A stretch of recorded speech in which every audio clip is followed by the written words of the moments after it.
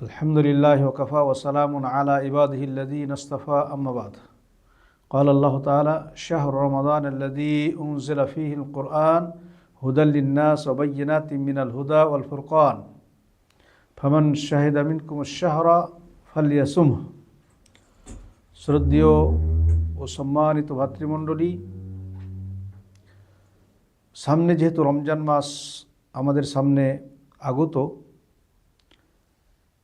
এই রমজান মাসকে কিভাবে আমরা বরণ করব এবং এর জন্য নিজেদেরকে কিভাবে আমরা তৈরি করব। আল ইস্তিদাদ লি শাহরি রমাদান, রমজান মাসের জন্য নিজেদেরকে তৈরি করা, প্রস্তুতি নেওয়া, বা আমরা নিজেদেরকে কিভাবে প্রস্তুত করব, এই নিয়ে আজকে সামান্য কিছু কথা আপনাদের সামনে তুলে ধরব ইনশাআল্লাহ। আমরা জানি যে রমজান মাস একটা গুরুত্বপূর্ণ মাস, যেই মাসের অনেক ফজিলত বর্ণনা করা হয়েছে, অনেক গুরুত্ব বর্ণনা করা হয়েছে, যেই মাসের জন্য মহান রব্বুল আলামিন জান্নাতকে নিজে থেকে সাজিয়ে নেন, আগে থেকে সাজান। তো এই জন্য আমাদের প্রত্যেকটা মানুষের উচিত যে আমরা রমজান মাস আসার আগে আগে একটা পরিকল্পনা করব। কারণ যে কোনো কাজ যখন পরিকল্পনা মাফিক হয়, যখন তাখতিত খুতওয়ার মাধ্যমে হয়, যখন আমরা একটা পরিকল্পনা করি, তো সেই কাজটা গুরুত্বপূর্ণভাবে এবং সুন্দরভাবে সাজিয়ে সুন্দরভাবে করা যায়। তো একটা কাজ ভালোভাবে করতে হলে তার পিছনে আমাদেরকে যেটা দরকার সেটা তাখতিত, খুত্তা দরকার, পরিকল্পনা দরকার, যে আমি এই কাজটা কিভাবে করব। যেহেতু রমজান মাস একটা গুরুত্বপূর্ণ মাস, আর এই মাসটা আমাদের সামনে এসে যাবে, আমরা অপ্রস্তুত হয়ে থাকব, এটাও ঠিক নয়। কারণ অপ্রস্তুত হয়ে থাকলে দেখা যাবে যে আমরা অনেক সময় এত গুরুত্বপূর্ণ মাসটা আমাদের সামনে দিয়ে পার হয়ে গেল, অথচ আমরা কিছুই করতে পারলাম না, এরকম একটা হয়ে যায়। আর হয় এরকম অনেক মানুষের জীবনে। ফলে আমাদের উচিত হলো যে রমজান মাস আসার আগেই আমাদের একটা পরিকল্পনা করতে হবে যে এই মাসে কি কি কাজ আমাদের করা দরকার, এবং এই মাসের জন্য আমরা নিজেদেরকে কিভাবে তৈরি করব, এই মাসের ইস্তেকবাল আমরা কিভাবে করব, এই মাসকে আমরা কিভাবে অভিনন্দন জানাবো, স্বাগতমও জানাবো। তো এই চিন্তাভাবনা আমাদেরকে আগে থেকে, রমজানের আগে থেকেই এর জন্য আমাদেরকে রেডি হতে হবে, নিজেদেরকে রেডি করতে হবে। আর এটা যদি আমরা রেডি করতে পারি, তাহলে এই রমজানের যে আসল লক্ষ্যবস্তু এবং আমাদের যে লক্ষ্যবস্তু হওয়া উচিত, সেটা পরিপূর্ণভাবে আমরা লক্ষ্যবস্তুতে পৌঁছাতে পারবো এবং আমরা নিশ্চিত করতে পারবো। তা আসুন আমরা জেনে নিই যে আমরা কীভাবে নিজেদেরকে তৈরি করব। সর্বপ্রথম কাজ হলো যে হাদাফক আর রুহানিয়া ও দুনিয়াবিয়া লিশাহর রমাদান, রমজান মাসের জন্য আপনারা বা আমরা সকলেই যেন আপনার আধ্যাত্মিক এবং জাগতিক লক্ষ্য নির্ধারণ করুন। আগের লক্ষ্যটা নির্ধারণ করুন যে আমাদের কি কি দরকার, এই দুনিয়ার বিষয়ে হোক এবং আধ্যাত্মিক আল্লাহ রব্বুল আলামিন ইবাদতের বিষয় হোক, বা কীভাবে আমাদের লক্ষ্যবস্তু কীভাবে নির্ধারণ করতে হবে। এই জন্য একজন মুসলমানের জন্য গুরুত্বপূর্ণ হচ্ছে যে তার রমজান মাস শুরু হওয়ার পূর্ব থেকেই তার আধ্যাত্মিক এবং জাগতিক লক্ষ্য নির্ধারণ করবে। আপনি লক্ষ্য নির্ধারণ করেন, আপনি যদি একটা উদ্দেশ্য লক্ষ্য নির্ধারণ থাকে যে আমাকে এই কাজগুলো করতে হবে, তবে আপনি ঠিক সেই কাজগুলো পূর্ণ করতে পারবেন।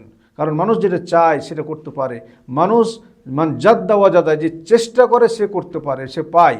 ফলে এই মাসের লক্ষ্য নির্ধারণ করার জন্য আমাদের উচিত হলো যে আধ্যাত্মিক ক্ষেত্রে, বিশেষ করে যেমন ইবাদতের ক্ষেত্রে নামাজ নিয়মিত আপনি তাহাজ্জুদ পড়ার চেষ্টা করেন আগে থেকেই। মানে আগামীতে যে রমজান মাস আসছে সেখানে আপনাকে তারাবি পড়তে হবে, তো এর জন্য রমজান মাসের আগে থেকে তাহাজ্জুদ পড়ার চেষ্টা করুন, শুরু করুন।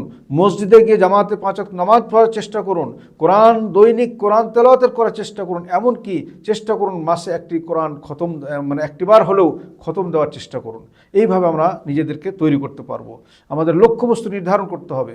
এইভাবে আমরা দুনিয়াবি বা অন্য বিভিন্নভাবে নিজেদের যদি লক্ষ্যবস্তুটাকে আমরা নির্ধারণ করি, তাহলে আমরা অল্প সময়ের ভিতরে সেই কাজটাকে আমরা সম্পাদন করতে পারবো। ফলে আমাদের উচিত যে রমজানের জন্য নিজেদেরকে তৈরি করা। কিভাবে তৈরি করবেন? সর্বপ্রথম আমাদের রুহকে তৈরি করতে হবে। এই জন্য বলা হয়েছে গেজা রুহ, রুহের খাবার। আপনার রুহের খাবার কি? এই রমজান মাস আসছে, এই রমজান মাসে আসার পূর্বে আপনার রুহের খাবার, আপনি রুহকে আপনার খাবার দিন। রুহের খাবার হলো যে আপনাকে রমজান মাস সম্পর্কে, রমজানের ইতিহাস, রমজান মাস সম্পর্কে ইসলামে যে মানে বোঝাপড়া আছে, গভীরভাবে ইসলামে যে সমস্ত জিনিসগুলো রমজান সম্পর্কে আলোচনা করা হয়েছে, হাদিসে যে সমস্ত জিনিসগুলো আলোচনা করা হয়েছে, কোরআনে যে সমস্ত রমজানের ফজিলত আলোচনা করা হয়েছে, সেইগুলোকে ভালোভাবে শিক্ষা, সেগুলোকে জানা এবং সেগুলো নিয়ে পর্যালোচনা করা এবং আপনার জীবনকে সুন্নাহ মোতাবেক, কোরআন এবং সুন্নাহ মোতাবেক রমজান মাসের যে উদ্দেশ্য, সেই উদ্দেশ্যে উপলব্ধি করার জন্য গভীরভাবে সেটা অন্বেষণ করা। এটা যদি আপনি করতে পারেন তাহলে এটা হলো আপনার গেজা ও রুহ, আপনার রুহের খাবার তৈরি হবে, তখনই আপনার রুহটা সেই দিকে আগিয়ে যাবে। এই জন্য আমাদের জানতে হবে যে কোরআন এবং হাদিস মোতাবেক জীবনযাপন করার উদ্দেশ্য নিয়ে সর্বপ্রথম আমাদের বুঝতে হবে যে নবী করিম সাল্লাল্লাহু আলাইহি সাল্লাম এই রমজান মাসে কিভাবে ইবাদত করেছেন, নবী করিম সাল্লাল্লাহু আলাইহি সাল্লাম রমজান মাসটাকে কিভাবে অতিবাহিত করেছেন।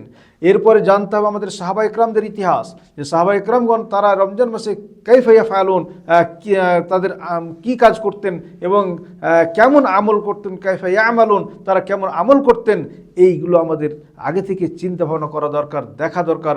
এবং মহামনীষীগণ যারা মুহাদ্দিসিন ইকরাম, ওলামা ইকরামগণ যুগে যুগে তারা কিভাবে এই রমজানকে পাওয়ার জন্য, রমজানের গুরুত্ব অর্জন করার জন্য তারা কিভাবে নিজেদেরকে তৈরি করেছে এবং রমজান মাসে কীভাবে ইবাদত করেছে, এই জিনিসগুলো আমাদের জানা দরকার, তাদের ইতিহাসগুলো পড়া এবং সেগুলো জেনে। এবং তার সাথে সাথে রমজান মাসে আমাদের ফায়দা কি, এই রমজান মাস আমাদের কি দিতে পারে, রমজান মাসে আমরা মহান রব্বুল আলামিনের সন্তুষ্টি কিভাবে অর্জন করতে পারি, বা এতে আমরা কি পাবো, এত কষ্ট করার পর আমরা কি পেতে পারি, এই জিনিসগুলো আমাদের উপলব্ধি করা এবং আগে থেকে স্টাডি করা, জানা, এটা আমাদের জন্য, এটা হচ্ছে আমাদের রুহের খোরাক। এটা আমাদের সর্বপ্রথম জরুরি কাজ। দ্বিতীয় হলো যে এই রমজান মাসে যখন ফজিলত আমরা জানবো, তখন আমরা বুঝতে পারবো যে আল্লাহ রাব্বুল আলামিন এতে কী রেখেছেন আমাদের জন্য। যখন এগুলো জানবেন, যখন আমরা বুঝতে পারবো যে আল্লাহ রসুল সাল্লাল্লাহু আলাইহি ওয়াসাল্লামের হাদিস, মহান রব্বুল আলামিন নিজে বলছেন হাদিসে কুদসির ভিতরে যে রমজান মাসের রোজা এমন একটা মানে ফজিলতপূর্ণ বিষয়, ফজিলতপূর্ণ ইবাদত, যেই ইবাদতের গুরুত্ব, যে ইবাদতের ফজিলতটা, তার প্রাপ্যটা, তার নেকিটা আল্লাহ বলছেন আমি নিজ হাতে তাকে মানুষকে উঠিয়ে দেব। তাহলে কত বড় একটা গুরুত্বপূর্ণ কাজ। এইভাবে যখন আমরা শিখবো, জানবো, তখন আমাদের রুহের খোরাক হবে। রুহ আমাদের মানে চাইবে যে আমরা ওই খোরাকটা নিতে, এবং রুহ চাইবে সে ইবাদতের দিকে বেশি ধাবিত হতে। এই জন্য যে আল্লাহ রাব্বুল আলামিন এই আসসামু লি ওয়া আনা আজজি বিহি, রোজা হলো আমার জন্য, আমি তার প্রাপ্য দেব। লিসাইমে ফারহাতান, রোজাদারদের জন্য দুটি খুশি। একটা খুশি হলো ইনদা ফিতরিহি, যখন সে ইফতার করবে, ও ইনদা লিকাই রব্বিহি, যখন মহান রব্বুল আলমীর সাথে তার সাক্ষাৎ হবে এবং আল্লাহ রব্বুল আলমী তাকে এই রোজার প্রাপ্য তার নিজ হাতে উঠিয়ে দেবেন, কত আনন্দ হবে। এইসব জিনিসগুলো আমাদের জানা দরকার এবং এতে আমাদের রুহের খোরাক যোগাবে, রুহকে আমাদেরকে উদ্বুদ্ধ করবে যে হ্যাঁ, এই খোরাকের জন্য বা এই ফজিলত বা এই নেকি অর্জন করার জন্য আমাদেরকে প্রস্তুত হতে হবে, রুহকে রেডি হতে হবে। এই জন্য রুহুর খোরাক দিতে হবে আমাদেরকে। এরপর আসুন, আপনার শরীরকে তৈরি করেন। শরীর তৈরি করতে হবে। তাহিয়াতুল জাসাদ লিশাহর রমাদান, রমজানের জন্য আপনার শরীরকে তৈরি করেন। এর জন্য আপনাকে কয়েকটা জিনিস মানে রমজান শুরু হওয়ার আগে থেকে আপনার শরীরকে প্রস্তুত করতে হবে। যেমন আপনি ধীরে ধীরে মানে খাবার কমিয়ে দিবেন। প্রথম কাজ হলো যে আপনার শরীরকে তৈরি করার জন্য আপনি খাবার, যেহেতু রমজান মাসে আপনি না খেয়ে থাকতে পারেন একটা লম্বা সময়, অতএব শরীরের খাবারের চাহিদা কমানোর জন্য আপনি ধীরে ধীরে খাবারের চাহিদাটা কমান, খাবার কম করেন রমজানের আগে থেকেই। দ্বিতীয়ত, যে খাবার কম করার উদ্দেশ্য নিয়ে আপনি শাবান মাস থেকে বেশি বেশি করে রোজা রাখেন। কারণ শাবান মাসে বেশি বেশি রোজা রাখলে দেখবেন যে আপনি আর রোজা রাখতে রাখতে অভ্যস্ত হয়ে যাবেন। রমজান মাসে আর এই কষ্টটা হবে না। যতই লম্বা দিন হোক তখন আপনাকে আর এত কষ্ট মনে হবে না, যেহেতু আপনি অভ্যস্ত হয়ে পড়েছেন। এই জন্য রমজান মাসের আগে শাবান মাস থেকে প্রস্তুতি নেন, বেশি বেশি করে নফল রোজা রাখেন।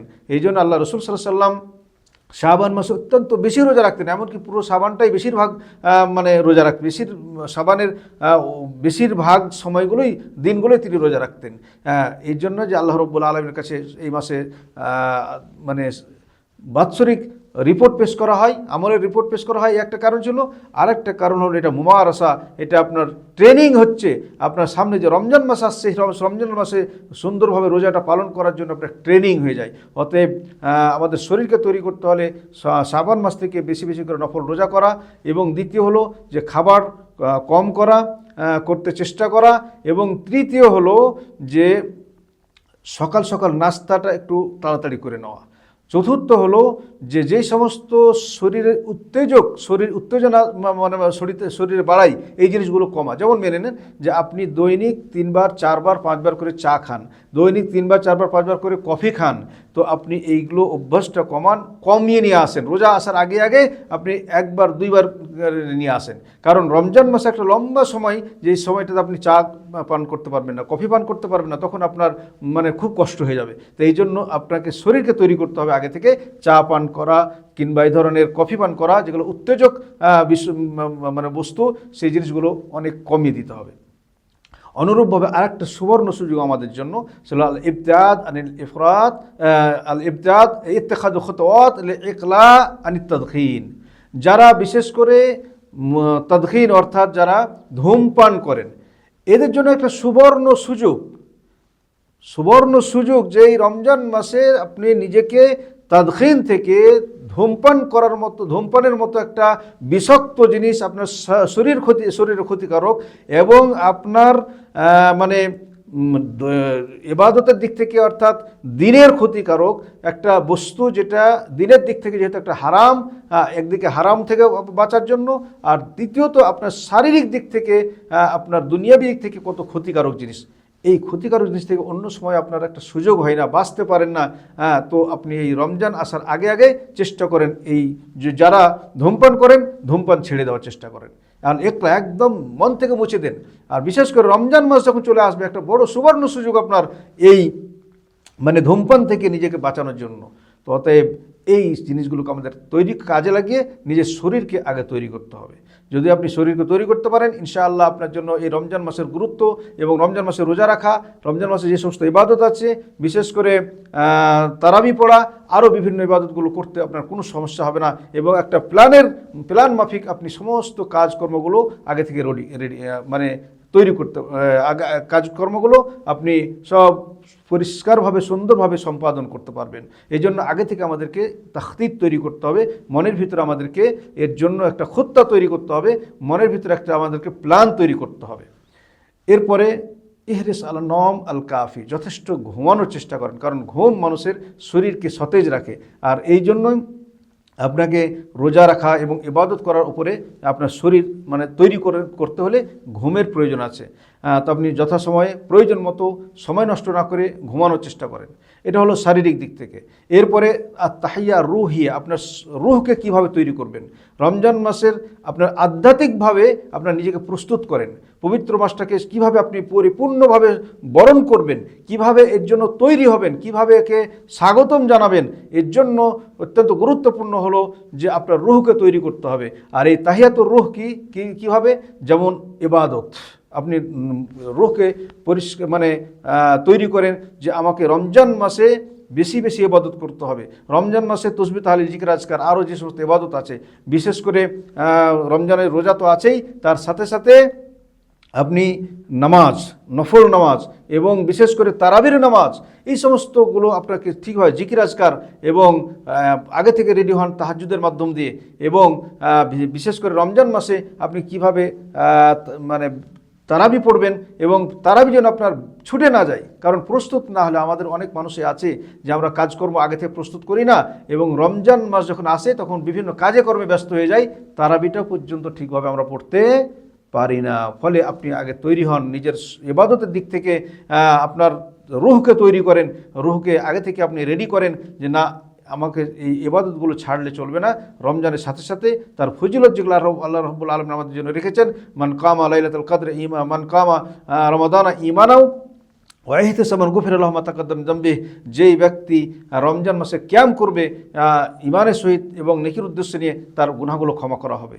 তো এই যে সুযোগ, তো এই জন্য আপনি ইবাদতের দিক থেকে নিজেকে তৈরি করেন, নিজের রূহকে তৈরি করেন, এবং তার সাথে সাথে পবিত্র কোরআন আপনি তৈরি করেন নিজেকে, মানে যে গুরুত্বপূর্ণ একটা বিশিষ্ট রমজান মাসের বিশিষ্ট ইবাদত হলো যে বেশি বেশি করে কোরআন তেলাওয়াত করবেন। এমনকি মনে কমসে কম আপনার মনকে তৈরি করে নিন, প্রস্তুত করেন, আপনার রুহকে প্রস্তুত করেন যে কমসে কম দৈনিক এক পারা, অর্থাৎ আমি এই মাসের ভিতরে এক খতম কোরআন অবশ্যই দেব। এটা আপনি চেষ্টা করেন, অভ্যাস, মানে এটার জন্য আপনাকে আগে থেকে রেডি হতে হবে, তৈরি করেন। মনকে শুদ্ধ করেন। 3 নম্বর হচ্ছে মন শুদ্ধকরণ। আপনার যদি কোনো অপমানজনক কিংবা কোনো খারাপ অভ্যাস থাকে, বদ অভ্যাস থাকে, সেগুলো থেকে মুক্তি পাওয়ার জন্য আপনাকে, এবং সেই বদ অভ্যাসের কারণে অনেক সময় মানুষ নেকির কাজগুলো করতে পারে না। ফলে আপনি প্রত্যেকটা মুসলমানের উচিত হলো যে আপনার যদি কোনো খারাপ অভ্যাস থাকে, যেমন বিড়ি সিগারেট পান করা, যেমন আরও মিথ্যা কথা বলা, যেমন শঠতা, তারপরে যেমন মানে গীবাত, চুগলামি, তো এই ধরনের জিনিস থেকে নিজের মনকে শুদ্ধ করেন। রোজা আসার আগে আগেই মনকে শুদ্ধ করেন, তবে আপনি আর এই সমস্ত কিছু পরিপূর্ণভাবে আপনি অর্জন করতে পারবেন। তাহলে আমরা যদি নিজেকে তৈরি করতে চাই, তাহলে আগে শরীর তৈরি করেন, মনকে তৈরি করেন, এবং আপনি একটা প্ল্যান করেন যে আমি প্রতিদিন কতটা কোরআন তেলাওয়াত করব, প্রতিদিন জিকির আজকার করব, প্রতিদিন আমি আল্লাহর ইবাদতে মানে সময় দেব। রোজা তো রাখবেই, তার সাথে সাথে বাকি নফল ইবাদতগুলো যেন আমার ছুটে না যায়, কারণ এই রোজার মাসের যে গুরুত্ব, ফজিলত এত বেশি আল্লাহ রাব্বুল আলামিন রেখেছেন, এই যত গুরুত্ব ফজিলত রেখেছেন আমি সবগুলো অর্জন করার চেষ্টা করব। এই তাখতিত, এই খুত্তা, এরকম প্ল্যান আপনাকে এই রমজানের আগে থেকেই তৈরি করতে হবে এবং নিজেকে প্রস্তুত করতে হবে। যদি আমরা এইভাবে প্রস্তুত করতে পারি, তো ইনশাআল্লাহ এই রমজানের ভিতরে যত রকমের ফজিলত আছে আর লাভ আছে, ইনশাআল্লাহ আমরা সে গুরুত্ব ফজিলত সবগুলো অর্জন করতে পারবো। আর যদি আমরা প্রস্তুত করতে না পারি আগে থেকে, আর এই গুরুত্বগুলো অর্জন করতে না পারি, তাহলে আমাদের মতো অধম আর বোকা কেউ নেই।